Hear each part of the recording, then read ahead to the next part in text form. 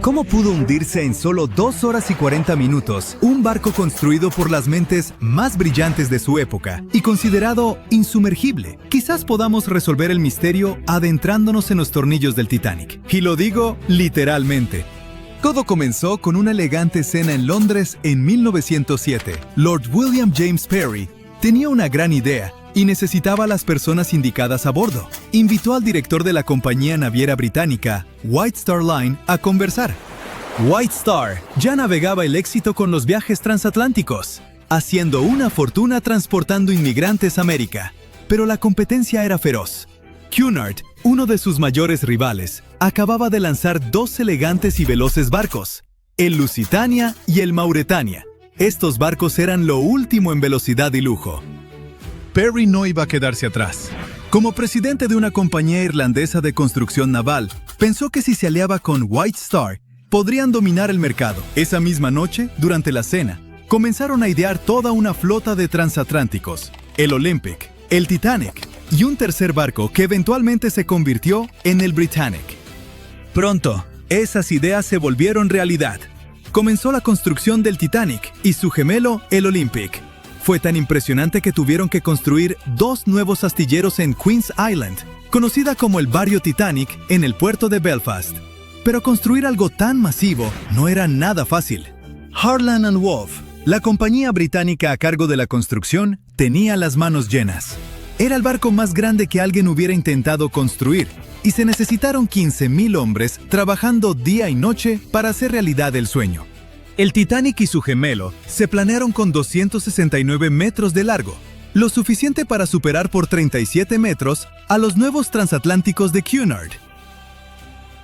Al terminarse, el Titanic medía lo mismo que 4 cuadras y era tan alto como un edificio de 9 pisos. Además de ser el barco más grande de su época, también obtuvo otro apodo.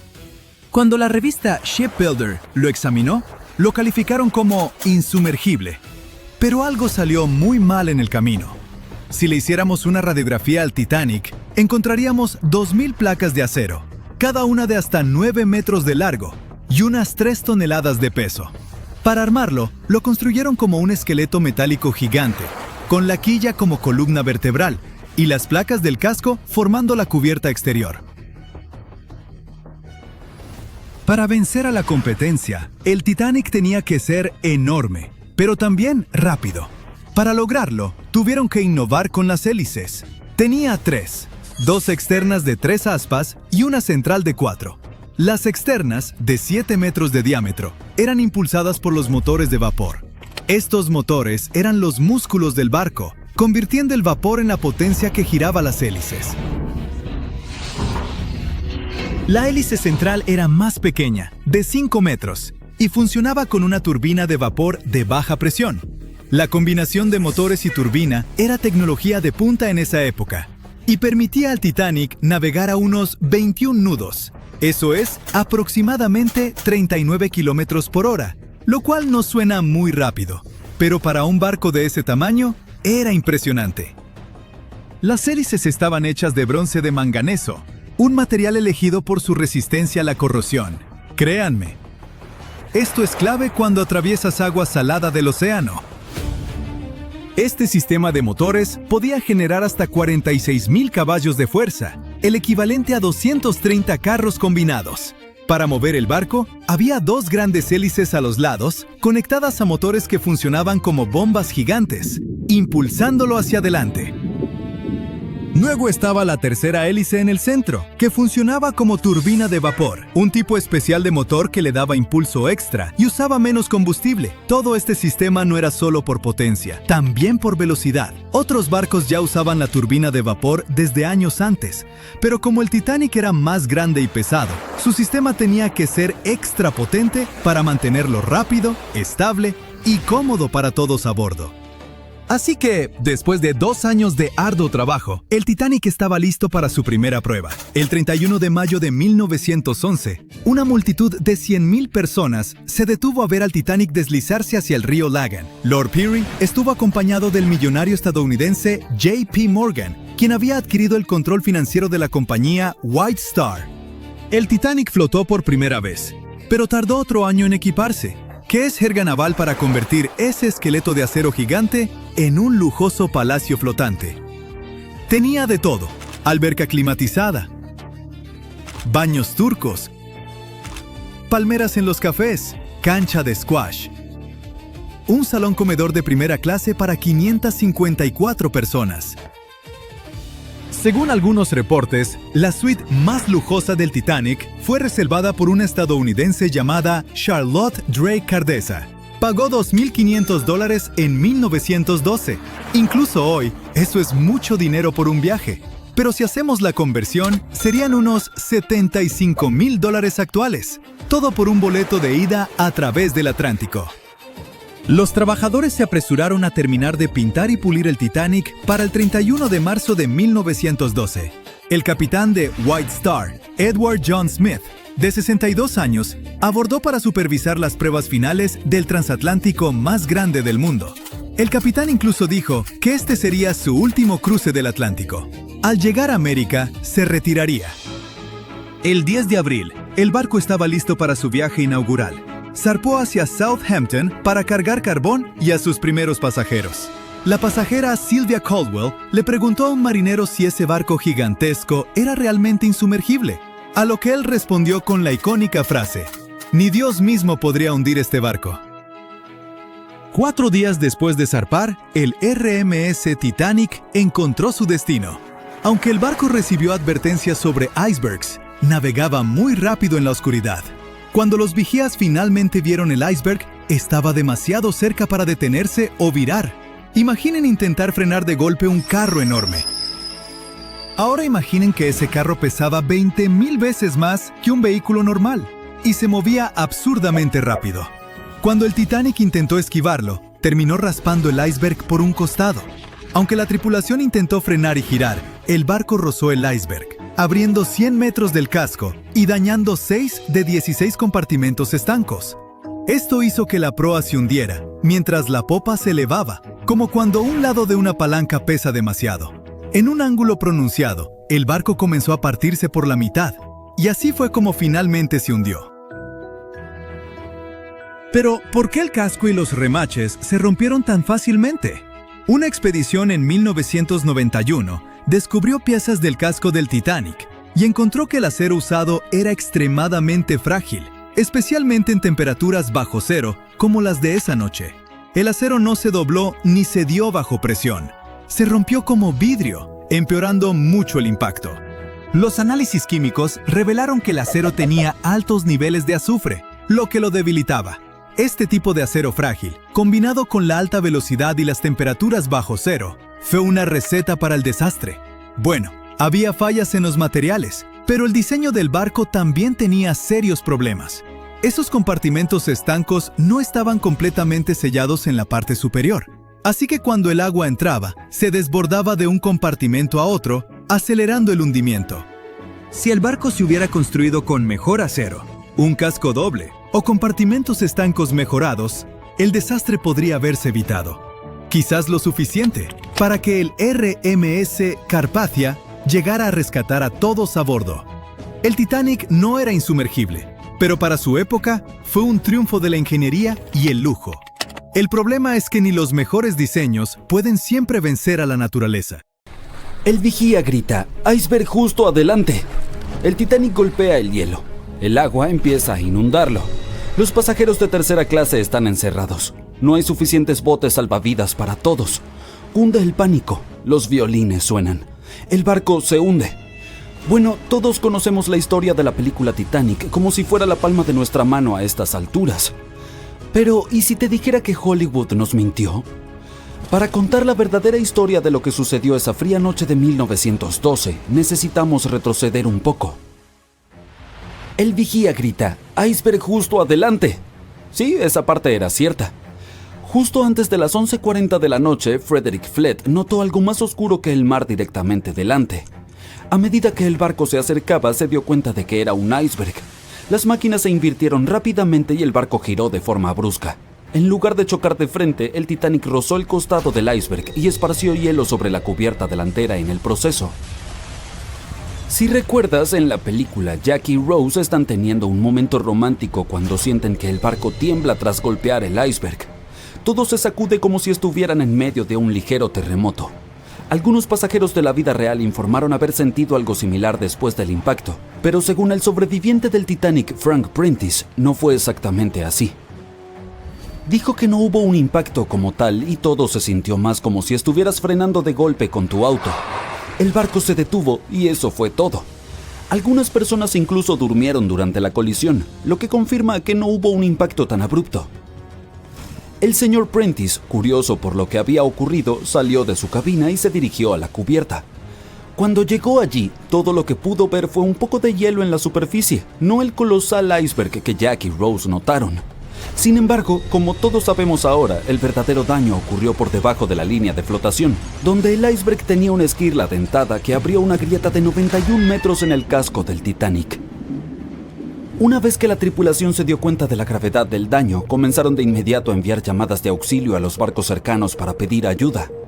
En algún punto de la película, el operador de radio va al capitán y le dice que solo hay un barco cerca, el RMS Carpathia, que más tarde termina rescatando a muchos pasajeros. Pero en la vida real había más barcos alrededor. Se cree que el SS Californian estuvo a solo unos 37 kilómetros de distancia. Este podría haber visto efectivamente al Titanic hundirse o al menos haber visto sus cohetes estallar alto en el cielo. Sin embargo, por razones que nunca comprenderemos del todo, su personal no intentó ayudar. Regresemos a la historia. Ahora la gente necesita desembarcar el barco. A las 12:45 el bote salvavidas número 7 fue el primero en ser descendido. Al igual que en la película, se les dijo a las mujeres y los niños que se subieran primero. Pero en realidad algunas mujeres dudaron e incluso se negaron a entrar en los botes salvavidas. El señor Prentice dijo que esto sucedió principalmente por dos razones. Primero, estos botes salvavidas estaban a gran altura y los pasajeros estaban aterrorizados por la caída de 21 metros desde la cubierta hasta el océano. Y segundo, la mayoría de las mujeres no creían que el Titanic realmente se hundiría. Después de todo, lo llamaban insumergible, así que la idea de subirse a un bote salvavidas parecía inútil en ese momento. Esta mentalidad probablemente explica por qué Lois Smith, una pasajera de primera clase, recordó que al principio no hubo pánico ni caos. Otros sobrevivientes confirmaron esto, puesto que dijeron que no había mujeres ni niños llorando. Pero una cosa que en verdad era preocupante, al menos para la tripulación, era la posibilidad de que los botes salvavidas se hundieran bajo demasiado peso.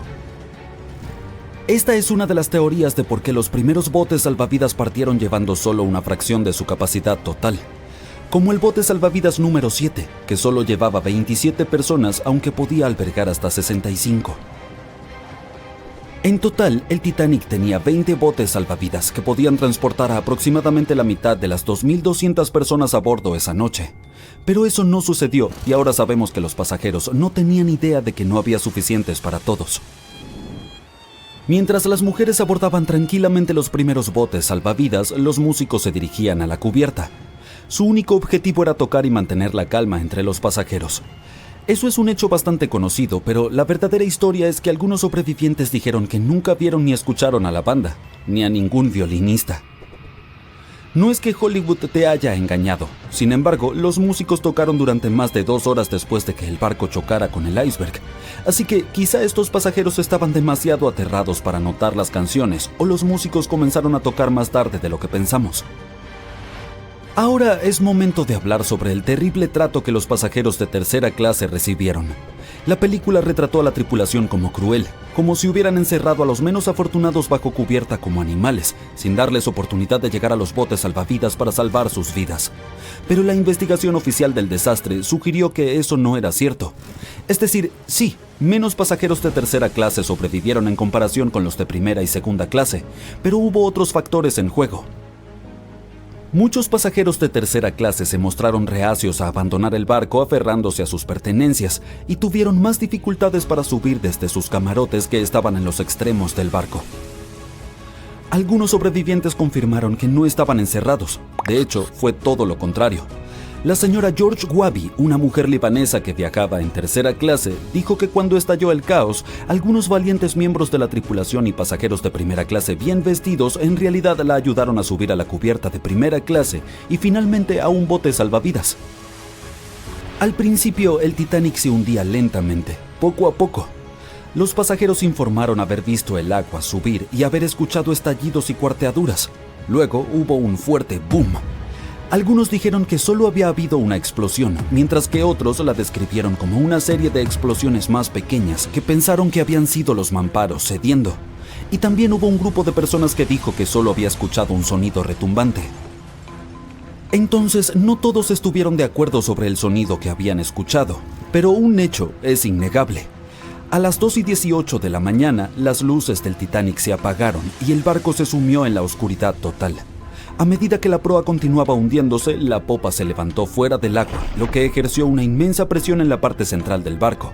Esto provocó que el Titanic se partiera en dos. En la película de James Cameron, este momento es bastante dramático, con el barco hundiéndose casi verticalmente en el agua. Pero en realidad, la ruptura probablemente ocurrió en un ángulo mucho menor, tal vez justo debajo de la línea de flotación. Aún así, se inclinó lo suficiente como para que las personas no pudieran mantenerse en pie y comenzaron a deslizarse hacia el agua. Una cosa interesante es que no fue hasta que se encontró el naufragio en 1985 que se confirmó finalmente que el Titanic se había partido. Hasta entonces, los sobrevivientes habían dado relatos contradictorios. Al menos 8 afirmaron haber visto partirse el barco. Emily Ryerson, una pasajera de primera clase, lo describió como si el Titanic hubiera sido cortado a la mitad con un cuchillo. Pero también había un pequeño número de testigos que insistían en que el Titanic se había hundido intacto. En ese momento, esta teoría era más aceptada porque la mayoría de las personas aún no creían que el supuesto barco indestructible pudiera partirse en dos. Entonces, ¿por qué los informes contradictorios? Bien, lo que no ves en las películas, por razones obvias, es lo increíblemente oscuro que estaba cuando ocurrió la tragedia. Era como estar en una habitación sin luz donde solo se pueden distinguir formas y sombras. Así eran los botes salvavidas. Esto significa que los pasajeros no podían realmente ver lo que estaba ocurriendo, y la mayoría de aquellos que estaban cerca del barco o perdieron la vida o estaban demasiado concentrados en tratar de sobrevivir como para prestar atención a los detalles del naufragio. Aunque la película de James Cameron no capturó por completo cuán aterradoramente oscura fue realmente la catástrofe, la serie de televisión de 2012 Titanic hizo un mejor trabajo al mostrar el terror absoluto de esa noche. Aún así, la realidad fue mucho más oscura y atemorizante. En 1998, un buzo captó una extraña señal de sonar junto a los restos del Titanic. Esta señal intrigó a los científicos por más de 20 años. El sistema de sonar mostraba claramente que un objeto enorme se ocultaba junto al naufragio más famoso de la historia. Los científicos no lograban determinar si provenía de otro naufragio, algún tipo de formación geológica o algo que ni siquiera esperaban encontrar ahí. El misterio finalmente se resolvió en 2022. Paul Henry Nargeolet, el buzo que descubrió la señal por primera vez, se unió a otros investigadores y emprendió una nueva expedición. Encontraron todo un arrecife de aguas profundas, compuesto de diversas formaciones volcánicas y repleto de vida marina a casi 2.900 metros bajo la superficie. Resultó que el arrecife era el origen de la misteriosa señal que el sonar había detectado. Encontraron esponjas, corales, peces, langostas y otras criaturas sobre la cresta de basalto. El equipo tomó muchas fotos, videos y muestras de agua para estudiarlas después. Están usando modelos computacionales para entender cómo todos los animales y plantas que encontraron sobreviven en las profundidades del mar. Esto puede ayudar a los científicos a resolver el viejo misterio de cómo las esponjas y los corales logran dispersarse por todo el océano. Estas criaturas necesitan algo sólido a lo cual aferrarse mientras crecen y se multiplican. Pero también sobreviven en lugares lodosos, donde es difícil encontrar superficies sólidas. Y es importante que los científicos entiendan qué les ayuda a lograrlo. Toda esta investigación es parte de un proyecto más grande para ver cómo estos frágiles mundos submarinos podrían cambiar o sobrevivir en el futuro. Hay otro misterio cerca del Titanic que Nargeolet quiere explorar en el futuro. Hace mucho tiempo notó otra señal entre el Titanic y el arrecife recién descubierto. Nargeolet cree que este nuevo objeto misterioso podría ser incluso más grande que el arrecife. El Titanic yace en el fondo del océano en dos grandes pedazos, apuntando en direcciones distintas. Después de hundirse, las calderas que marcan dónde se fue a pique se encontraron a unos 180 metros al este de la popa. La proa del Titanic se mantuvo intacta al golpear el fondo marino. pero la popa quedó completamente destrozada por las implosiones que sufrió durante el descenso. El aire atrapado dentro de la estructura simplemente no pudo soportar la creciente presión del agua en las profundidades. Algunos sobrevivientes del famoso naufragio mencionaron que vieron al barco partirse en dos mientras se hundía. Al principio, nadie les creyó. Pero ahora sabemos que el Titanic realmente se partió entre su segunda y tercera chimenea mientras se iba al fondo. Al barco más famoso de la historia le tomó 2 horas y 40 minutos sumergirse por completo. La colisión dejó que el agua inundara 6 de 16 compartimentos estancos. Mientras el agua entraba por estribor, el barco empezó a inclinarse hacia el frente y un poco a la derecha. A medianoche, los compartimentos dañados ya derramaban agua hacia los demás. El agua empezó a entrar por los agujeros de las cadenas del ancla y para las 2 de la mañana, la proa se hundía y las hélices de la popa se elevaban fuera del agua. El barco siguió inundándose hasta que la proa se sumergió y la popa se elevó en un ángulo pronunciado de casi 45 grados. El peso de esas enormes hélices sometió a una gran tensión la parte media del barco. El acero simplemente no resistió y cedió.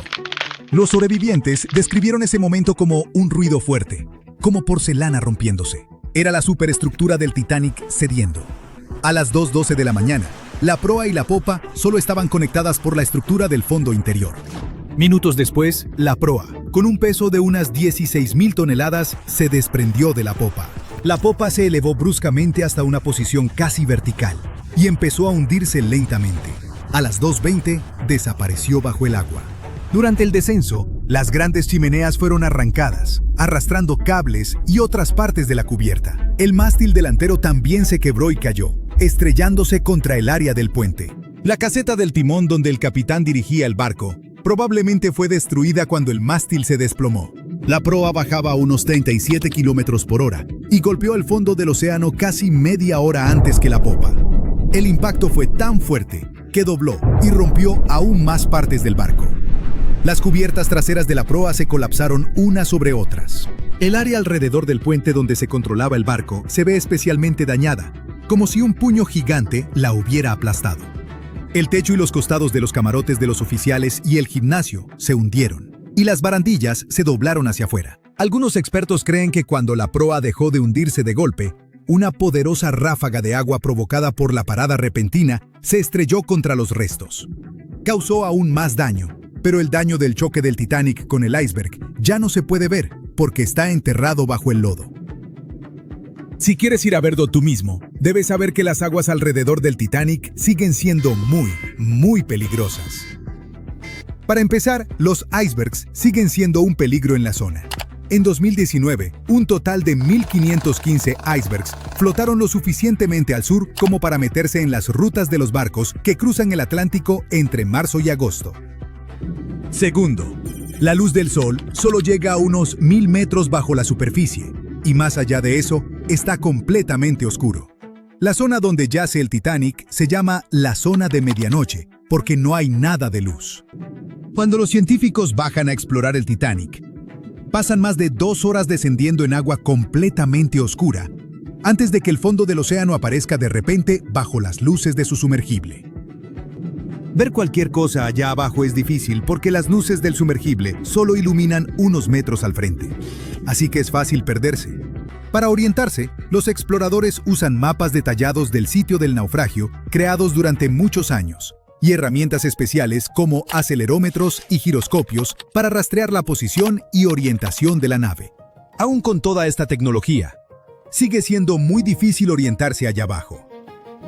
Además, entre más profundo vas en el océano, mayor es la presión del agua a tu alrededor.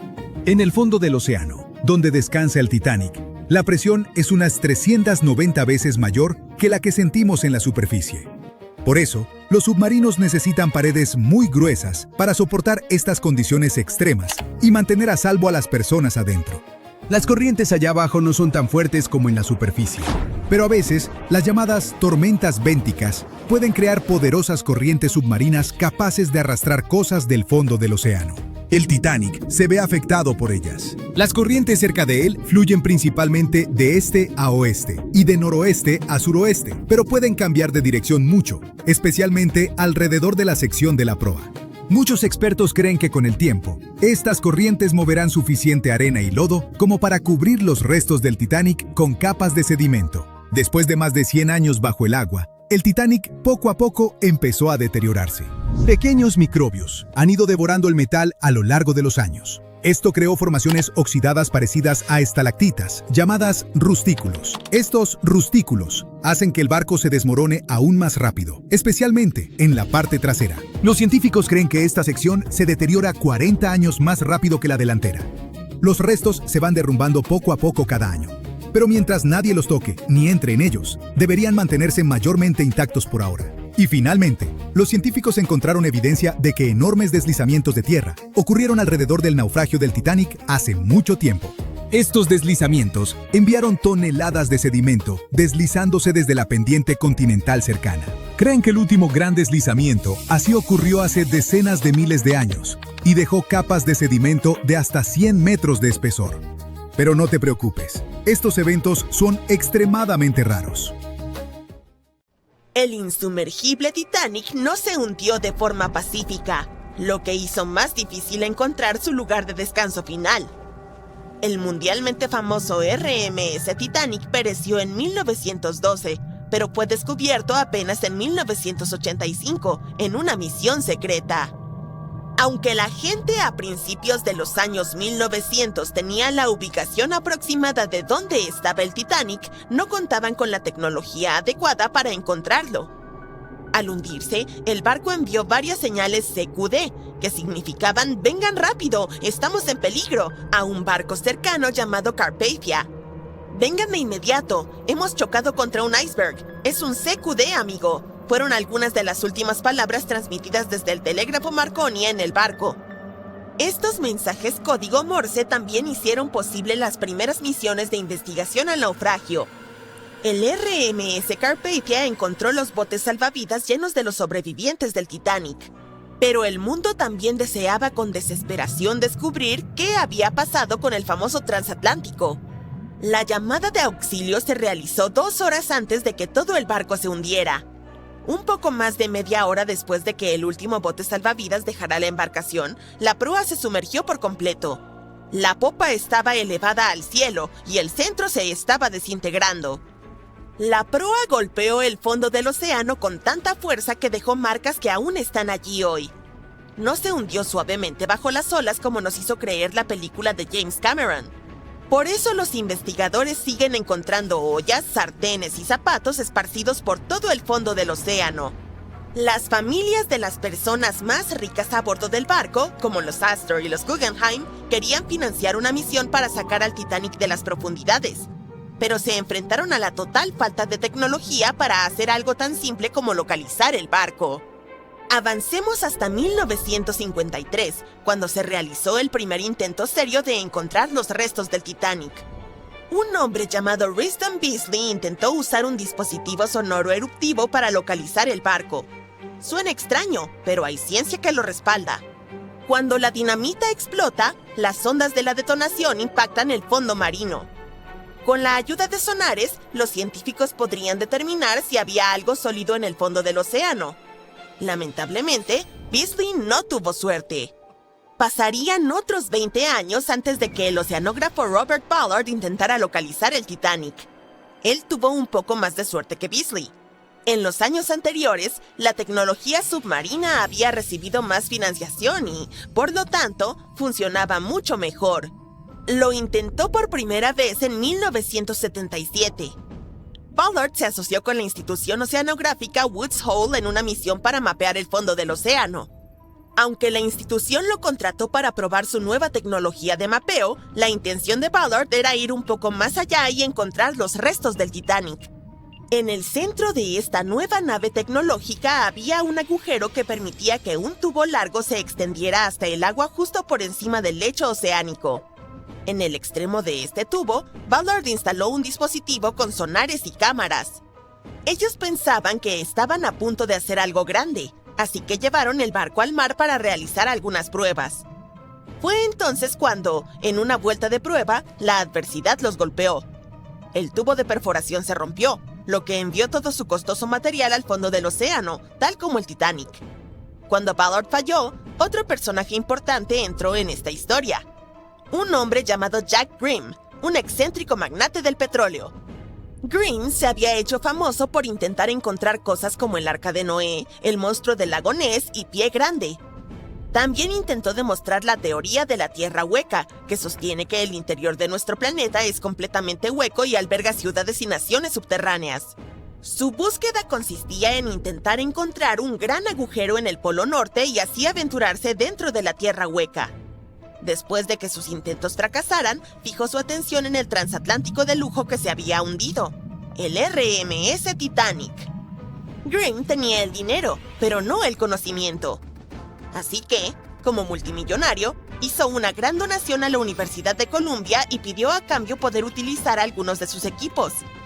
Contrató a un grupo de científicos altamente calificados para que lo ayudaran a operar la máquina. Aquí es donde todo se pone un poco extraño. Jack Grimm creía en el folclore y en formas no convencionales de hacer las cosas. Así que llevó a un mono a bordo y sorprendió al equipo de investigación. Este mono, llamado Titán, supuestamente señalaba un mapa y localizaba cosas perdidas. En este caso, el Titanic. Los científicos se volvieron locos cuando el espécimen apareció y le dijeron a Grimm que debía elegir entre ellos o el mono. Esta expedición partió de Florida, sin el Titán. No habría travesuras. Establecieron el rumbo hacia la ubicación exacta de la última señal de socorro del Titanic. Llegaron y examinaron cada centímetro del lecho marino, pero aún así no encontraron nada. Esto los llevó a desarrollar una nueva teoría importante. Podría ser que el capitán del Titanic hubiera proporcionado coordenadas incorrectas sobre la ubicación del barco. No es difícil de creer, ya que los botes salvavidas fueron encontrados lejos de las coordenadas de la señal de socorro del Titanic. Lo que pudo haber sucedido es que el capitán del barco olvidó tener en cuenta el cambio de zona horaria durante su viaje. Es comprensible para alguien bajo tanto estrés, ¿verdad? La primera expedición de Grimm duró 3 semanas, pero, desafortunadamente, no encontraron nada. Intentaron un método de búsqueda particularmente bueno conocido como cortando el césped, donde imitaron tales movimientos para mapear cada centímetro de un área más grande alrededor de las coordenadas de emergencia del Titanic. Las razones del fracaso fueron defectos importantes en el equipo y un clima terrible. Fue entonces cuando ese buscador previo del Titanic perdido regresó a la escena, Robert Ballard. No tenía los millones que tenía Jack Grimm, pero sí contaba con algo a su favor. El geólogo marino estaba trabajando estrechamente con la Marina de los Estados Unidos para localizar 2 submarinos nucleares que se habían hundido en la década de los 60. El mismo Ballard dijo que había estado viviendo 2 vidas, una como investigador y otra como oficial de inteligencia naval. El acuerdo era sencillo. Tendría luz verde para buscar el Titanic después de haber encontrado los 2 submarinos desaparecidos. Para hallar el Treasure y el Scorpion, había utilizado un vehículo submarino no tripulado llamado Argo. Argo era como un pequeño trineo de nieve. Estaba conectado a un barco más grande que navegaba por encima del agua. Argo estaba unido a la embarcación por un largo cable y era pilotado por un equipo a bordo. El trineo tenía sonares y cámaras que proporcionaban imágenes. ¿Alguna vez te has preguntado cuánto queda del Titanic en estos días? Bueno, si no has estado viviendo debajo de una roca, probablemente sepas que han pasado más de 100 años desde que el barco más famoso del mundo naufragó. El RMS Titanic, el transatlántico más grande del mundo de principios del siglo XX, se hundió después de su viaje inaugural solo unos días después de zarpar del puerto. El barco chocó contra un iceberg el 14 de abril de 1912, llevándose a más de 1.500 pasajeros de los más de 2.200 que estaban a bordo del transatlántico. Por impactante que parezca, el Titanic tardó más de 3 años en construirse y solo 3 horas en hundirse. Hoy en día, la construcción del barco habría costado más de $210 millones. Fue visto por última vez en la superficie del Atlántico a las 2:20 de la madrugada, y durante muchas décadas nadie más lo volvió a ver. No fue hasta 1985 cuando el oceanógrafo Robert Ballard descubrió el paradero del barco, y algunas partes del Titanic volvieron a ser visibles. Uno de los primeros descubrimientos realizados por la expedición de Ballard fue que el barco se partió por la mitad antes de hundirse. Las primeras misiones exploratorias al fondo del océano, donde ahora se encuentra el Titanic, solo podían ver el casco y la cubierta del barco. Según Ballard, el objetivo principal de esta misión era comprender cómo evitar que las ruinas se deterioraran. Otro objetivo era recuperar la ingente cantidad de objetos personales esparcidos por el fondo marino. El explorador dijo más tarde que la vista allí abajo era tan impactante como conmovedora. En el campo de escombros que había alrededor del naufragio, el oceanógrafo descubrió muchos objetos pequeños y artículos personales, y llevó unos cuantos a la superficie. Había zapatos, algunos más elegantes que otros, piezas de ropa que pertenecieron a la tripulación, y también estaban las enormes hélices. Si en la superficie resplandecían y brillaban, en el fondo del océano estaban incrustados en la arena y cubiertos por ella. Ballard señaló que el área donde se esparcieron los utensilios de cocina medía más de 1,6 kilómetros de largo. Había suficientes platos, ollas y sartenes para llenar toda una cocina industrial. Por primera vez, la secuencia de animación en 3D revelan imágenes emocionantes. Las simulaciones muestran la evolución del Titanic desde que zarpó en 1912 hasta el estado actual de sus ruinas. Pero las simulaciones no fueron suficientes para el explorador de aguas profundas James Cameron, quien imaginó viajar al corazón del naufragio por primera vez en la historia del barco. Sí, el mismísimo James Cameron, que resulta ser el director de la famosa película sobre el transatlántico. Ya ha buceado 33 veces para visitar los restos del Titanic. Aquí tenemos algunas curiosidades divertidas para ti. El director dice que su verdadera pasión siempre ha sido el océano, y que desde niño quería estudiar el mar. Dirigir, digamos, resultó ser su trabajo diario, y cuando apareció la posibilidad de dirigir Titanic, dijo que sí, solo para poder ir a ver las ruinas del barco en la vida real. Ahora volvamos al naufragio. Según James Cameron, no fue suficiente que los investigadores accedieran solo al exterior del barco. Necesitaban entrar, analizar y fotografiar lo que quedaba de los pomposos interiores del otrora transatlántico más grande del mundo. Cameron pilotó un innovador vehículo robot equipado con cámaras. Ayudó a revelar espacios en el Titanic que nadie había visto antes desde que el barco tocó fondo. Los baños turcos, por ejemplo, aún tenían sus paredes de azulejos en pie, casi en su totalidad. Estos baños eran exclusivamente para los pasajeros de primera clase. Estaban situados juntos a la piscina y el comedor de tercera clase y fueron diseñados en el estilo morisco. Las personas que descansaban allí solían tener mantas y pedían a los meseros lo que necesitaran. Si las imágenes antes del desastre eran asombrosas, ahora tienen una arista diferente cuando todo lo que ves en ella está oculto debajo de la superficie del agua. Otro descubrimiento impactante fue el mástil del barco. Si miramos el Titanic, en su gloria previa al hundimiento, el mástil llamaba mucho la atención. Situado en la proa del enorme barco, el mástil mantenía unidos los cables de transmisión del sistema Marconi, un sistema de telegrafía inalámbrica. Allí también se encontraba la bandera mercante británica que ondeaba en el Titanic. El mástil estaba a una altura de un poco más de 30 metros y estaba equipado con un nido de cuervo. Hoy en día, el mástil está irreconocible. Invadido por la corrosión, se derrumbó. El nido del cuervo también se rompió. Ahora podemos ver por qué el Titanic de hoy en día es un verdadero tesoro para los exploradores. Pero como los restos del barco se encuentran a una profundidad aproximada de 3.800 metros, la luz del sol es inexistente allí. Por lo tanto, las misiones pilotadas dependen de equipos tecnológicos de alta gama para inspeccionar el área. ¿Por qué crees que el Titanic desapareció de la vida del público durante más de 70 años? Bueno, porque en ese momento la tecnología no era lo suficientemente avanzada como para que la gente bajara allí y trajera buenas imágenes del naufragio. Los cineastas fueron los que impulsaron esta tecnología al intentar filmar bajo el agua. Comenzaron construyendo cajas para poner sus cámaras dentro y ahora la fotografía de aguas profundas es muy avanzada y nos permite disfrutar de las maravillas de la vida submarina. Por supuesto, tomar fotografías bajo el mar no es tarea fácil. Por un lado, para soportar esa increíble presión, los submarinos deben ser realmente fuertes y tener paredes gruesas, de no menos de 28 centímetros.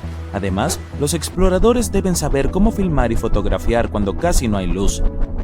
Había otra cosa que hizo que documentar el Titanic fuera aún más difícil. Cuando los científicos encontraron el barco, estaba cubierto de bacterias de color rojo que dificultaban aún más tomar buenas fotografías. Da la casualidad de que el color rojo no se refleja bien bajo el agua, lo que es muy lamentable para los fotógrafos. Por esta razón, los vehículos operados por humanos que bajan a recorrer las ruinas están equipados con potentes dispositivos de iluminación. Cuando ves algunas partes del barco desde lejos, parece como si hubiera cera de color marrón rojizo goteando sobre las ruinas del Titanic, pero en realidad, estas estructuras con forma de carámbano son colonias de microorganismos. Cuando el barco se hundió, trajo consigo una enorme cantidad de bacterias que antes no existían en el fondo del océano. Pero ahora, estas bacterias, junto con las condiciones extremas del fondo del océano, se han convertido en una combinación desastrosa para las ruinas del barco. Estas colonias rojas de microorganismos en realidad se alimentan de hierro y acero, que es básicamente todo lo que queda del Titanic. Algunos de estos microorganismos son unas bacterias llamadas Holomonas titanicae. Pueden comer hasta 100 kilogramos de hierro por día. Esto hace que el Titanic sea una fuente de alimento colosal para ellas. Ha habido muchas especulaciones sobre la esperanza de vida de los restos del barco, después de que los investigadores descubrieron este extraño óxido. Pero, según Cameron y su equipo de investigación, el Titanic no se va a desintegrar pronto.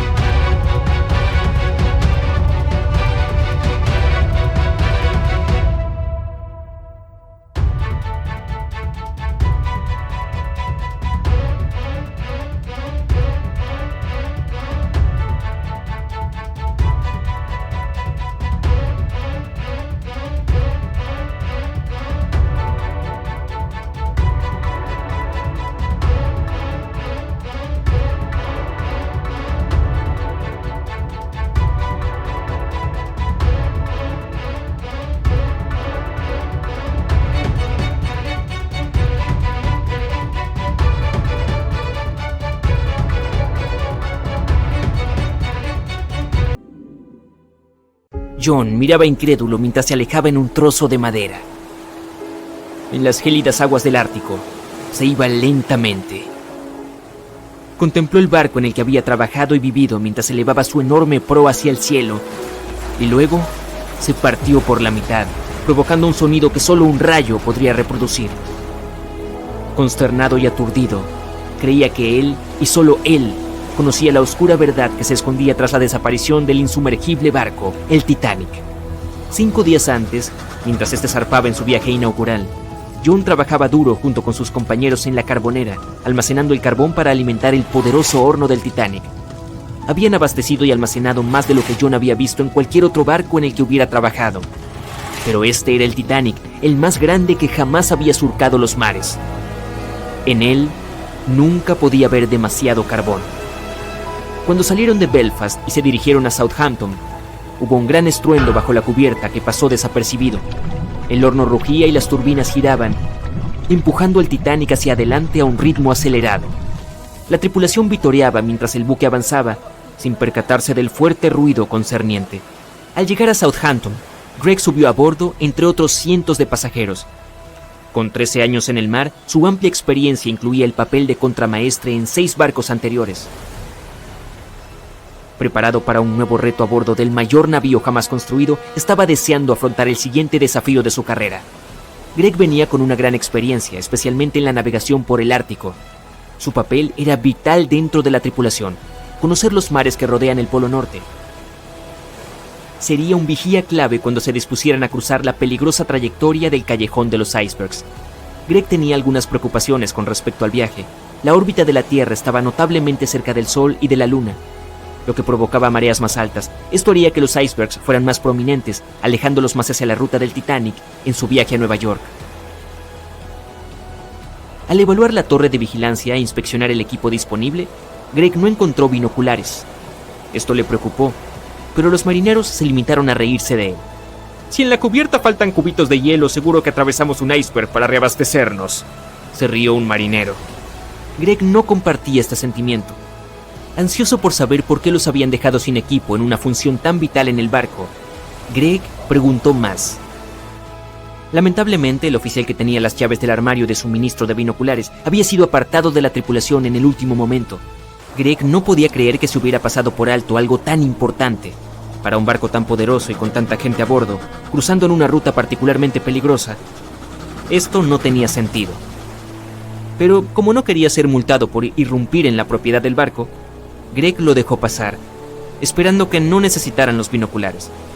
Al final, si se detectaban icebergs, se haría una llamada de aviso al capitán, informando de cualquier preocupación. Poco sabía Greg que se había recibido un aviso, notificando los peligros que aguardaban, pero el telegrama no llevaba el título requerido, que aseguraría la entrega directa al capitán. Así que la advertencia crítica se pasó por alto. John y su tripulación bajo cubierta se prepararon para la partida, avivando los motores. Notó una esencia de escape espesa, demasiado pesada para lo que se esperaría de los hornos. La tripulación buscó por todas las cubiertas inferiores. Tras una búsqueda exhaustiva, consiguieron localizar la causa del escape. Se trataba de un montón de carbón encendido dentro de una carbonera.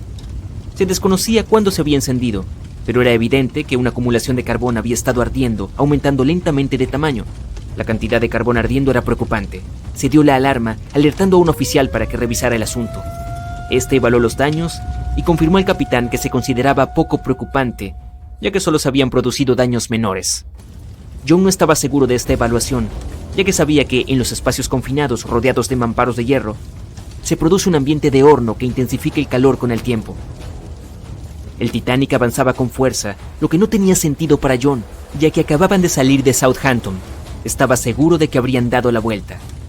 John y su tripulación recibieron la orden de echar el carbón ya encendido en el horno y seguir paleando, hasta contener todo el contenido humeante. Era una tarea posible y minuciosa que podía llevar todo el viaje. La continua entrada de carbón haría que las turbinas girasen en un ritmo constante y acelerado. No para lo que fue diseñado el Titanic. Fue concebido como un lujoso transatlántico de pasajeros y no para batir récords de velocidad.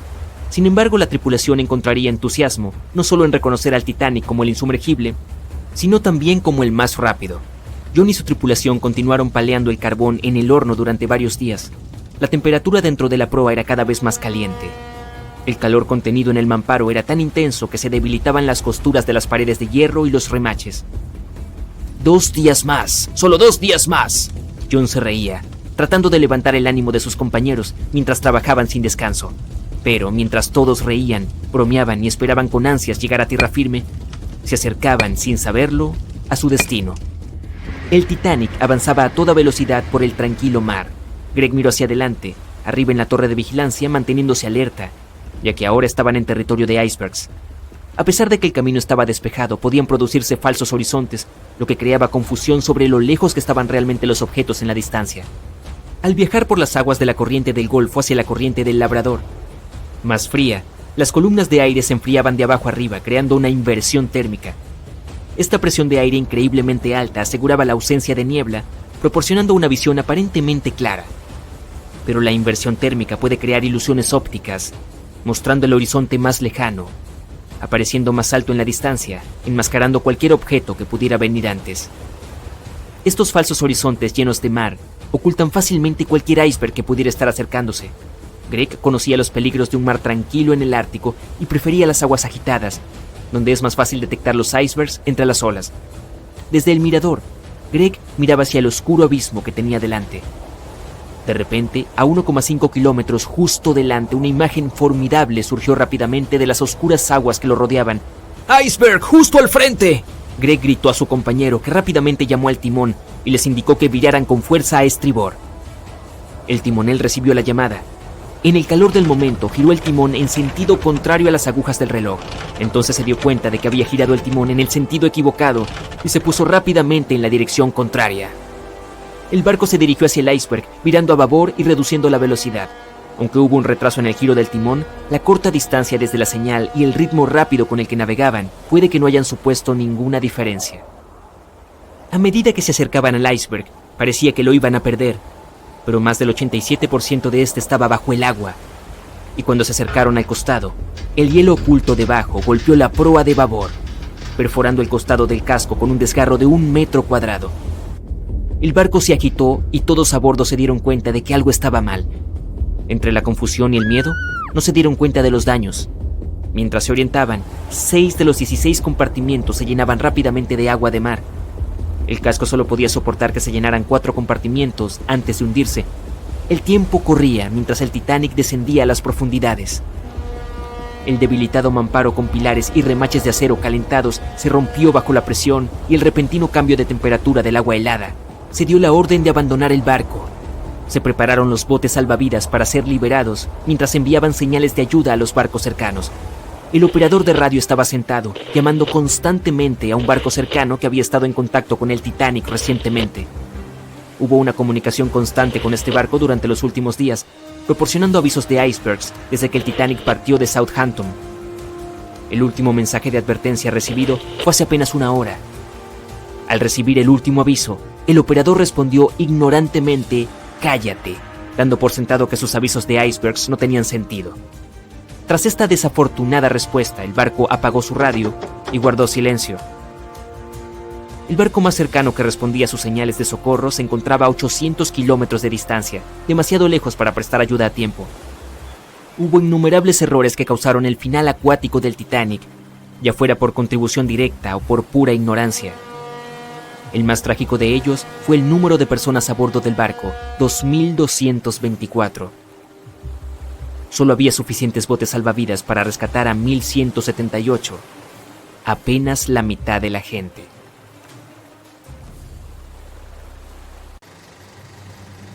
Es el 10 de abril de 1912, un soleado día de primavera. Eres uno de los pasajeros de primera clase a bordo del Titanic. Justo cuando el barco está a punto de partir de Southampton, imagina la emoción de todos, el aire fresco de primavera, los sonidos del mar. Estás paseando por la cubierta más alta del Titanic cuando ves varios botes salvavidas. Cuando empiezas a contarlos, recuerdas la capacidad del barco. Es de poco más de 3.000 personas. Espera, ¿hay suficientes botes salvavidas para todos a bordo? Veamos los números. El Titanic podría llevar un total de 64 botes salvavidas. Un número que fácilmente podría haber ayudado a salvar a todos los pasajeros a bordo. El diseñador en jefe, Alexander Carlisle, planeó equipar el barco con 48 botes salvavidas, pero el Titanic terminó con solo 20. El hecho de que este número de botes salvavidas no fuera suficiente para todos los pasajeros no era ilegal en ese momento. Esto se debió a que la cantidad de botes salvavidas requeridos se calculó en función del tonelaje de un barco, no de su capacidad de pasajeros. Hablando del Titanic, esta cantidad de barcos se eligió por razones estéticas, para que las cubiertas lucieran menos atestadas para los pasajeros de élite y clase alta. Después de que se tomó la decisión final sobre los botes salvavidas, Carlisle renunció a su trabajo. Los paseos de los pasajeros por las cubiertas del Titanic eran agradables a la vista, pero ¿valían la pena? En 2012, un siglo después del naufragio, se descubrieron nuevos documentos relacionados con la escandalosa falta de botes salvavidas. Parece que un inspector de seguridad llamado Maurice Clark propuso agregar al menos 10 botes salvavidas 5 horas antes de que el barco zarpara. Pero como los dueños del barco querían salir a tiempo, su petición fue pasada por alto. También se advirtió que, a menos que mantuviera este secreto, sería despedido. En retrospectiva, si los propietarios hubieran seguido su consejo, unas 700 personas más podrían haber sobrevivido esa noche. Los 20 botes salvavidas que realmente llegaron a bordo podrían haber transportado hasta un tercio de los pasajeros, incluso a su máxima capacidad. Pero trágicamente, algunos de ellos se lanzaron al agua con solo 12 personas, cuando podrían haber salvado fácilmente hasta 65 cada uno. Para empeorar el desastre, los miembros de la tripulación del Titanic no estaban debidamente capacitados en el uso del equipo de lanzamiento de botes salvavidas. Es por eso que los botes fueron lanzados lentamente, de manera incorrecta y a veces sin la supervisión adecuada. De los 20 botes, solo 18 se pusieron a flote correctamente. Además, los pasajeros no fueron informados sobre las medidas de seguridad. Un simulacro de botes salvavidas debería haber tenido lugar el 14 de abril, pero el capitán finalmente canceló el evento. Uno de los tantos mitos que rodean al Titanic y su catastrófico final también está relacionado con la falta del número necesario de botes salvavidas. No había ninguna ley marítima en ese momento que dijera que las mujeres y los niños deberían subirse primero. Pero era una costumbre universalmente aceptada en situaciones como un naufragio. Poco después de que el Titanic se hundiera en las heladas aguas del Atlántico, comenzaron a correr rumores. Se decía que algunos hombres desesperados habían recurrido a disfrazarse de mujer en esos momentos finales antes de la medianoche del 14 de abril de 1912. Querían conseguir un lugar en los botes salvavidas. Al mismo tiempo, hay poca o ninguna evidencia de que alguno de los pasajeros masculinos del Titanic haya hecho esto. En cualquier caso, ¿qué pasó con esos 20 botes salvavidas que estaban a bordo del Titanic después de que el barco chocara contra el iceberg? Lo que sí sabemos es que todas estas embarcaciones fueron desplegadas entre las 00:40 y las 2:15 horas, con un total de 718 personas a bordo. Cuando fueron rescatados por el RMS Carpathia alrededor de las 4 a.m. del mismo día, solo quedaban con vida 705 personas. La tripulación del RMS Carpathia tardó más de 4 horas y 30 minutos en recoger a todos los pasajeros y 13 de los botes salvavidas. Esto fue todo lo que se le permitió llevar al barco de rescate. El resto de los botes, ahora vacíos, quedaron a la deriva en el mar. Los que sí fueron rescatados, luego fueron devueltos a White Star Line, la compañía naviera británica que operaba el Titanic. Curiosamente, después de ser devueltos, parecen haber desaparecido de los registros oficiales. La última imagen jamás tomada de los 13 botes salvavidas supervivientes fue cuando los descargaban en el puerto de Nueva York. Triste e irónicamente, allí es donde se suponía que el Titanic estaría el 18 de abril de 1912. A los botes salvavidas se les retiraron sus placas de identificación del Titanic o de cualquier otra marca que pudiera haberlos vinculado al barco. Algunas fuentes afirman que los botes finalmente fueron destruidos. Pero, ¿esto realmente era la verdad? El destino de un bote salvavidas en particular ha sido fuente de mucho debate. El bote plegable A, el último en abandonar el barco, fue recuperado por el RMS Oceanic, un mes después del accidente. En ese momento estaba a unos sorprendentes 322 kilómetros del lugar donde se había hundido el Titanic. Además, en el barco había un anillo de matrimonio grabado con las palabras Edward to Gerda. Un triste mensaje para una pareja que se perdió en el mar después de lograr escapar del Titanic que se hundía. Posteriormente identificados como Edward y Gerda Lindell, la pareja viajaba de Suecia a los Estados Unidos para mudarse. Algunas historias afirman que el señor Lindell, de hecho, llegó al bote plegable A, pero su esposa no tuvo tanta suerte. Ninguno fue visto nunca más, y el anillo de bodas finalmente fue enviado al padre de Gerda. La recuperación del bote plegable A se registró tanto en fotografías tomadas por la tripulación a bordo del RMS Oceanic, como en un relato detallado escrito a mano por un compañero de viaje. Afirmaron que el bote salvavidas se parecía más a un trozo de madera arrastrado por las olas que a un bote. Y el primer bote salvavidas que partió del Titanic fue el bote salvavidas número 7. Fue apodado el bote salvavidas de los millonarios. Se rumorea que los 12 pasajeros a bordo podrían haber sobornado a la tripulación para remar hacia un lugar seguro, en lugar de permitir que otros lo usaran. En 2015, algunos de los artículos recuperados de este bote, incluidos un menú de almuerzo, un boleto y una carta de uno de los pasajeros, fueron vendidos por hasta $70,000 por un subastador de Nueva York. Poco después de la catástrofe del Titanic, se hizo obligatorio que todos los barcos estuvieran equipados con suficientes botes salvavidas para transportar a los pasajeros y a la tripulación. Es más probable que los botes salvavidas del Titanic, siendo un equipo relativamente nuevo en ese momento, fueran reacondicionados para ser usados en otros barcos, como el RMS Olympic, que era el hermano mayor del Titanic. Algunos de ellos pueden haber sido vendidos a colecciones privadas o incluso dejados para pudrirse. Después de todo, se consideraban una fuente de mala suerte y la mayoría de la gente no estaba dispuesta a volver a utilizarlos en otros barcos. Por desgracia, toda la información sobre su paradero es difícil de confirmar ahora. Nunca se dio ninguna declaración oficial de los propietarios de los botes salvavidas después de su rescate. Pero aunque no parece haber quedado nada de los botes originales, existen algunas réplicas de tamaño completo en exhibición en museos en Falmouth, Inglaterra, y en Belfast, Irlanda del Norte. Uno de los pocos botes salvavidas supervivientes de White Star Line no pertenecía, de hecho, al Titanic, pero tenía una sorprendente conexión con el barco. Este bote restaurado es el salvavidas 6 del RMS Oceanic, que ayudó a recuperar el bote salvavidas plegable C del Titanic. Se decía que era propiedad de un coleccionista privado, pero al igual que los botes salvavidas del Titanic, no sabemos nada sobre su ubicación hoy en día. En cuanto a las placas de identificación y otras marcas de los botes, la White Star Line parece haberlas conservado, porque algunos de estos artículos fueron posteriormente subastados y vendidos a coleccionistas interesados. Incluso Rick Springfield supuestamente consiguió una de las placas de identificación. Y ya faltaba una placa de identificación en particular cuando los empleados de White Star Line llegaron a los botes salvavidas. Era la placa de identificación del bote número 8, que había sido tomada por un marinero llamado Thomas Jones. Más tarde se la regaló a otro sobreviviente del Titanic, la condesa de Rhodes, junto con una carta reconociendo el vínculo que formaron la noche del naufragio. Se puede encontrar otros artículos similares en exhibición en diferentes museos, como el Museo y Centro de Artes de Learn, en Irlanda del Norte, o la Galería de Arte y Museo de la ciudad de Worcester. Para ser honestos, algunos expertos afirman que incluso si hubiera habido más botes salvavidas a bordo del Titanic, simplemente no habría habido suficiente tiempo para desplegarlos a todos. Así de severo fue el impacto. Muchos investigadores dicen que todo sucedió tan rápido después de que el barco chocó contra el iceberg, que es sorprendente que tantos pasajeros lograran sobrevivir.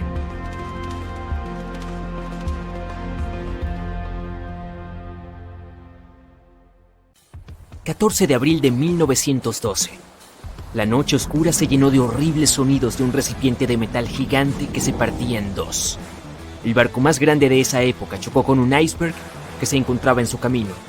El Titanic, una de las historias más grandes del siglo XX, de las que la gente todavía habla. El lado de estribor del barco gigante rozó el iceberg. Eran las 11:40 p.m., cuando las cosas empezaron a ir mal. Ese iceberg causó suficientes daños como para que al menos 5 compartimientos del casco comenzaran a llenarse de agua. La tripulación inmediatamente comenzó una breve investigación para ver si podían hacer algo y arreglar las cosas. No tenían a nadie en quien confiar, solos en la oscuridad de la noche fría, lejos de la tierra. El Océano Atlántico Norte, a unos 644 kilómetros al sur de Newfoundland, Canadá, necesitaban tiempo para descubrir cómo llevar a las personas a un lugar seguro. Tuvieron algo de tiempo, cierto, pero no suficiente. Si viste la película, sabes que el barco no se hundió inmediatamente después de que apareciera esa fatalidad helada. Todo el proceso duró unas 2 horas y 40 minutos. Pero la situación era difícil. Había 2.200 personas a las que cuidar, incluidos tripulantes y pasajeros, y las cosas que sucedían en el barco eran caóticas. El diseñador jefe, Thomas Andrews, pronto se dio cuenta de que no podrían mantenerse a flote. A medianoche, toda la tripulación había comenzado a preparar los botes salvavidas para el lanzamiento. Tenían 20 botes con espacio para solo 1.178 personas, que era solo un poco más del 50% de las personas a bordo. La orden era poner a salvo a las mujeres y los niños primero. Los tripulantes estaban allí para remar y guiar los botes. La escena durante las siguientes 2 horas comenzó a escalar gradualmente. Los miembros de la tripulación tenían la tarea de despertar a los pasajeros y advertirles de que algo malo estaba pasando. Querían colocarlos en una flota de botes salvavidas lo antes posible. A las 12:15 am, algunos tripulantes enviaron una señal de socorro. Un barco de vapor llamado Frankfurt fue uno de los primeros que recibió el mensaje y respondió, pero estaban a unas 170 millas náuticas de distancia. Algunos otros barcos también recibieron el mensaje y ofrecieron su ayuda, pero lamentablemente también estaban demasiado lejos. A las 12:20 am, el transatlántico Carpathia de Cunard recibió una señal de socorro del Titanic y cambió su rumbo de inmediato. Estaba a 58 millas náuticas de distancia en ese momento y les tomaría más de 3 horas llegar allí. 20 minutos después, la tripulación bajaba el primer bote salvavidas. Llevaba solo 27 pasajeros, aunque tenía espacio para 65. Muchos de los botes salvavidas que se lanzaron primero estaban muy por debajo de su capacidad. Los miembros de la tripulación estaban preocupados, pensando que los cabrestantes no podrían sostener un bote salvavidas completamente cargado, y al principio muchos pasajeros tenían demasiado miedo de abandonar el barco. Todavía pensaban que el Titanic era insumergible y no podían imaginar el escenario que sucedería 1 o 2 horas después. La tripulación disparó el primero de 8 cohetes de socorro, pero fracasó. Nadie estaba lo suficientemente cerca para ayudar. A la 1:20 am bajaron 10 botes salvavidas. El número 8 tenía solo 28 personas en él. Uno de los pasajeros del número 10 era Milvina Dean, de 9 semanas. Más tarde se convertiría en la última superviviente que vivió hasta 2009 y cumplió 97 años. Ya eran las 2 am. 3 de los botes plegables eran los únicos botes salvavidas que quedaban en el barco.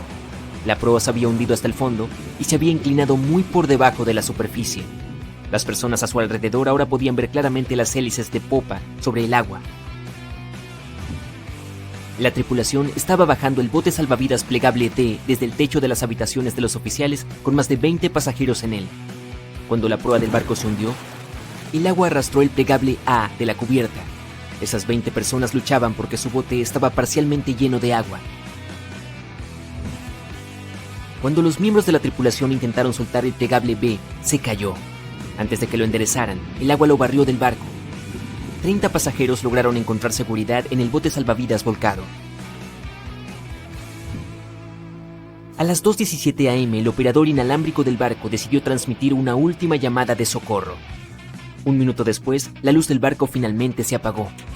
El Titanic y todos los que quedaban a bordo se sumergieron en la oscuridad. La proa continuó hundiéndose y la popa se elevaba más sobre la superficie, lo que ejercía una gran presión sobre la sección media. Sonidos horribles llenaban la noche. El Titanic, este enorme barco legendario en el que tanta gente depositaba sus esperanzas y entusiasmo, se partió en dos, entre el tercer y el cuarto embudo. Los informes especularían que la sección de proa tardó unos 6 minutos en llegar al fondo del océano. La popa volvió a sentarse en el agua antes de volver a elevarse a una posición vertical. Permaneció en esta situación hasta que finalmente desapareció en el océano.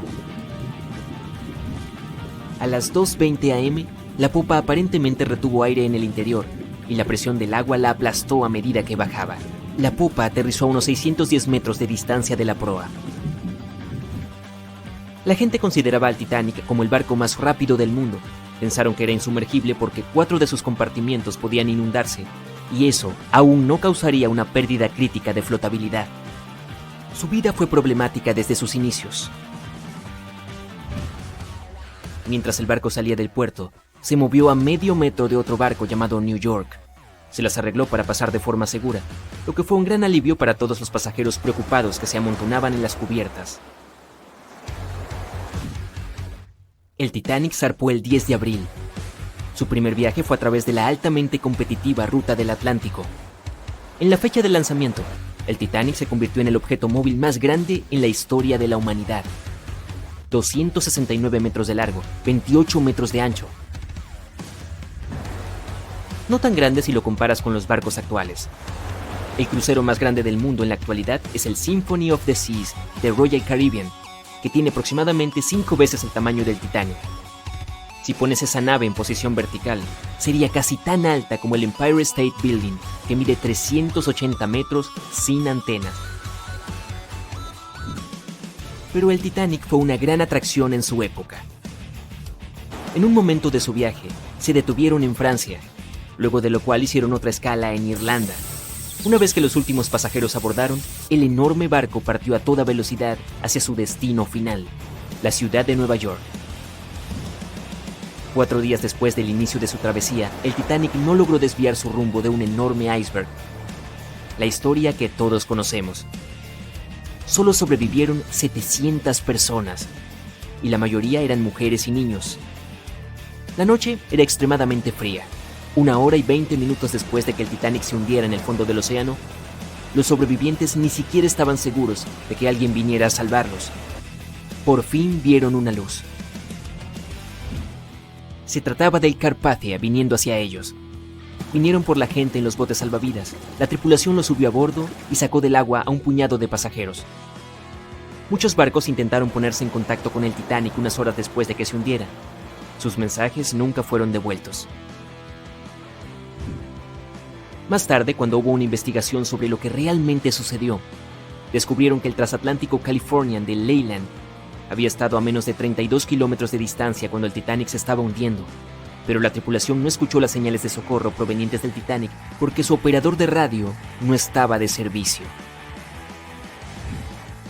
Países de ambos lados del Atlántico quedaron conmocionados y horrorizados al conocer los detalles de lo ocurrido con el Titanic. Decidieron hacer cambios en las operaciones de los barcos, reglas que ayudarían a evitar tales eventos en el futuro. Celebraron la primera Convención Internacional para la Seguridad de la Vida Humana en el Mar, donde adoptaron reglas para que los barcos tuvieran botes salvavidas para cada pasajero a bordo. Además, los simulacros de botes salvavidas se hicieron obligatorios. También decidieron establecer una patrulla internacional de hielo. Su función principal era monitorear los icebergs en las rutas de navegación del Atlántico Norte. Los barcos también necesitaban mantener una vigilancia por radio las 24 horas. El Titanic no se construyó solo. Debido al tamaño de este magnífico barco y todo el equipo nuevo que requería, habría sido demasiado caro como único barco, por lo que el equipo construyó el Titanic junto con 2 barcos hermanos, y ambos tuvieron vidas llenas de acontecimientos. RMS Olympic llegó primero. Fue lanzado en 1910 y durante todo un año fue el transatlántico más grande del mundo. El Britannic fue otro barco gemelo que navegó durante un tiempo antes de que también terminara en el fondo del océano. Pero solo el Titanic se convirtió en leyenda y en uno de los casos más fascinantes de la historia moderna. El 10 de abril de 1912, el RMS Titanic zarpó de Inglaterra. Pero esa no era la presentación de un barco normal. El Titanic fue el transatlántico más grande jamás construido en ese momento. Tenía 270 metros de largo, casi el tamaño de 3 campos de fútbol. Y medido desde el casco hasta la parte superior de las chimeneas, el barco tenía una impresionante altura de 53 metros. Ese es el tamaño de un edificio de 17 pisos. Considerado insumergible, se necesitaron 3.000 trabajadores durante casi 3 años para construirlo. Pero apenas 4 días después de su primer viaje, a las 11:40 p.m., chocó con un iceberg y se perdió bajo las olas del océano Atlántico. El barco tardó solo 2 horas y 40 minutos en hundirse. Y de los más de 2.200 pasajeros y tripulantes a bordo, solo sobrevivieron 706. El naufragio permaneció perdido durante otros 73 años, ocultando sus muchos secretos dentro de las gélidas aguas del Atlántico. Y si no fuera por un hombre cuya vida entera la había dedicado a explorar el mar, el barco gigante podría haber permanecido perdido por mucho más tiempo. Ese hombre era Robert Ballard. De niño, Ballard estaba obsesionado con el océano. Esta fascinación comenzó cuando solo tenía 12 años. Fue entonces cuando vio una adaptación cinematográfica de la novela de ciencia ficción de Julio Verne, 20.000 leguas de viaje submarino. Lo tenía todo para despertar la imaginación de un joven, desde aventuras y extrañas criaturas hasta un poderoso vehículo submarino llamado Nautilus. Podría viajar a cualquier lugar del mundo al que quisiera ir. A partir de ese momento, la vida en tierra firme ya no estaba en el futuro de Ballard. Cuando tenía 23 años, fue asignado al grupo de inmersión profunda. Allí, ayudó a desarrollar técnicas para buscar en el fondo del océano. Su mayor logro fue la creación de Alvin. Era un submarino pequeño y fácil de maniobrar, que podía transportar a 3 personas. También presentaba un brazo mecánico externo, diseñado para recolectar muestras bajo el agua, mientras la tripulación permanecía segura y seca en el interior.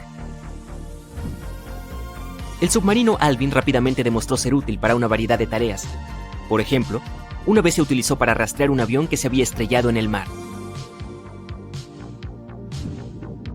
Pero el submarino experimentó una serie de contratiempos. En un caso, fue atacado por un pez espada, lo que provocó que resurgiera rápidamente. El animal, aún atrapado en la parte exterior del submarino, se convirtió en la cena de esa noche. Y en octubre de 1968, el submarino estaba siendo sumergido en el agua cuando los cables que lo sujetaban se rompieron, enviándolo al fondo del océano junto con 3 miembros de la tripulación a bordo. Y debido a que el pequeño aparato todavía estaba abierto, inmediatamente se llenó de agua y rápidamente comenzó a hundirse. Afortunadamente, la tripulación logró escapar, pero Alvin ya no estaba. El mal tiempo obstaculizó múltiples intentos de recuperar la embarcación. No fue hasta el año siguiente que finalmente fue devuelto a la superficie. Con el tiempo, Alvin mejoró. Su casco fue fortalecido con titanio, lo que le dio una calificación de profundidad más alta, haciéndolo aún más adecuado para la exploración oceánica. El submarino especializado sería útil en muchas de las más de 100 expediciones de Ballard. El hombre fue uno de los primeros en explorar una cadena montañosa submarina, llamada Meseta Mesoatlántica en el Océano Atlántico. Cuando encontró respiraderos térmicos en el Rift de Galápagos a finales de los años 70, ayudó a descubrir y documentar el proceso de quimiosíntesis. Esa es una síntesis química complicada de la energía de los alimentos por parte de las bacterias. Pero su mayor descubrimiento aún estaba por llegar. Ballard afirmó que nunca había sido un fanático del Titanic, pero eventualmente se obsesionó con encontrar el barco, después de ver a otros exploradores intentarlo y fallar. Como él dijo, el Titanic era claramente el gran monte Everest en ese momento. Muchos otros lo habían intentado, muchos que pensé que habrían tenido éxito o que deberían haberlo tenido, pero no lo lograron. Ballard comenzó a pensar en encontrar el barco ya en 1973. Y 4 años después, lo intentó. Usó el buque de salvamento de aguas profundas Seaprobe, que era un buque de perforación equipado con cámaras y sonar. Pero se vio obligado a rendirse cuando se rompió la tubería de perforación. Simplemente no era su momento. A principios de los años 80, un petrolero de Texas llamado Jack Grimm intentó encontrar los restos del naufragio en 3 ocasiones diferentes. Una vez, Grimm estaba justo sobre el Titanic, pero su equipo no pudo detectarlo. Eso es lo que llamamos mala suerte extrema. Ballard solo estaba esperando su momento. Necesitaba un plan y algo de ayuda. El primer problema fue llegar al fondo del Atlántico. Lo más abajo que había viajado antes era 6.100 metros, y este viaje le llevó 3 horas, y eso no incluía el camino de regreso. Ballard sabía que podía usar a Alvin, ya mejorado con un casco de titanio para soportar la presión del océano. Pero también necesitaba algo que no requiriera que él viajara allí. Un submarino a control remoto, sin piloto, sería ideal. Pero primero tendría que crear uno. Se acercó a las autoridades con la esperanza de que proporcionaran fondos para su proyecto, y aunque los funcionarios no tenían interés en el Titanic, estaban dispuestos a ayudar. Pero había trampa. Ballard primero tuvo que concentrarse en rastrear 2 submarinos, el Treasure y el Scorpion, que se habían hundido en el fondo del Atlántico en la década de 1960. Las autoridades esperaban estudiarlos para averiguar por qué se habían hundido. También querían saber si podían recuperarse, o si era seguro dejarlos en el fondo del océano. Solo cuando hubiera completado con éxito esta tarea, sería libre de usar el tiempo restante de su contrato para encontrar el Titanic. Sin otras opciones de financiación, Ballard aceptó la oferta. Se puso a trabajar. Primero, creó 2 nuevos dispositivos. Argo era un trineo submarino de profundidad con cámara de video sin piloto. Fue diseñado para tomar fotos y grabar videos con una serie de cámaras montadas en él. Podría funcionar a profundidades de hasta 6.100 metros y también podría explorar casi el 98% del fondo del océano. Se suponía que Argo estaba atado a un bote. A medida que el bote se movía, Argo sería arrastrado detrás, flotando justo sobre el fondo del océano. La cámara luego transmitiría imágenes a la superficie. El segundo dispositivo era un pequeño vehículo robótico llamado Jason Jr. También se controlaba de forma remota, lo que permitía a la tripulación dentro de un submarino como Alvin acercarse y fotografiar objetos submarinos. Ballard ya estaba listo. Sabía que tenía que encontrar esos submarinos rápidamente, y no le tomó mucho tiempo. Para su alivio, la búsqueda fue relativamente simple, y pudo cumplir con sus obligaciones con 12 días de margen. Con casi 2 semanas para dedicarse a encontrar el Titanic, se dispuso a explorar el océano. Enfocó la búsqueda cerca de Terranova, Canadá, arrastrando a Argo por el fondo del océano y revisando las imágenes que recopiló. Y después de unos días sin nada, finalmente encontraron placas de casco, remachadas y una caldera. ¿Podría ser esto? Al día siguiente se reveló la gran proa de un barco. El 1 de septiembre de 1985, Ballard y sus compañeros de tripulación se dieron cuenta de que finalmente habían encontrado el famoso barco. El descubrimiento resultó en una mezcla de emociones.